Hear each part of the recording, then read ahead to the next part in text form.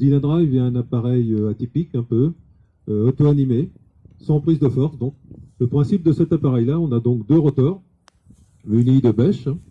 Le tracteur en avançant oblige un premier rotor à tourner qui entraîne un deuxième 3 fois plus vite. Alors du fait de la résistance du deuxième rotor, on a du ripage du premier rotor et le ripage du premier rotor arrache les racines. Le gros avantage de cet appareil-là, c'est qu'il ne coupe pas les racines, il les arrache. Ce qui permet, en s'en servant avec des fenêtres météo favorables, de laisser les racines à l'air et d'éliminer les plantes sans produits phyto ou en utilisant beaucoup moins.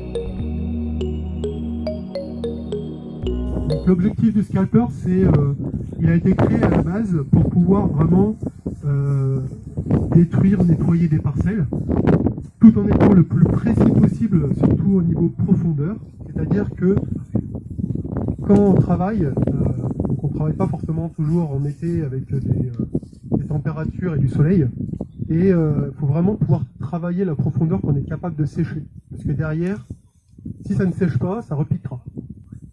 Donc voilà, c'était vraiment la volonté de Treffler.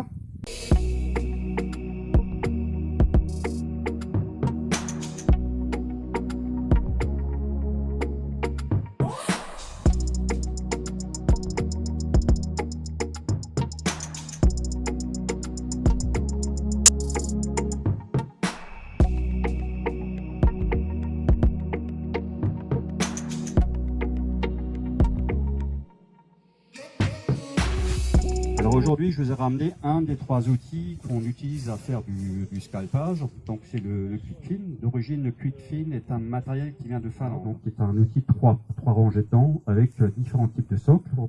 Scalpage à l'avant, réglage profondeur à travers les roues de jauge. Derrière, il y a le rotor, donc qui est entraînement par prise de force. Donc le principe est qu'on reprend cette masse qui a été scalpée auparavant, elle est projetée en l'air et on sépare en fait au maximum la terre par rapport en fait à la matière organique, donc ici ça va être plus ou moins l'herbe, et par gravité c'est d'abord effectivement la terre qui retombe en premier, la matière organique en surface pour sécher.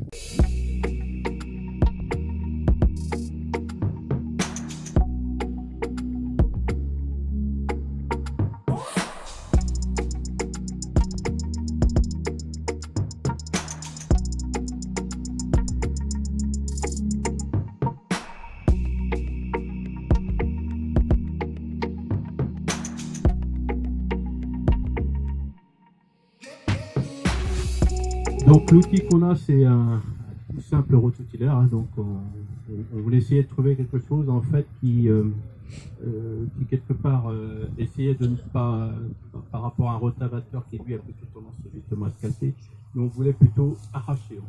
L'idée c'est vraiment de mettre à sécher. Donc on va nous casser un petit peu plus, donc on va émietter certainement un peu plus que d'autres outils parce qu'on va pas vite. C'est vraiment un modèle qui n'est pas forcément fait pour ça. Donc au niveau solidité, au niveau de tout ça, je pense que ça c'était pas le but premier de cet outil-là. Après, par contre, on a été satisfait du travail que ça a fait.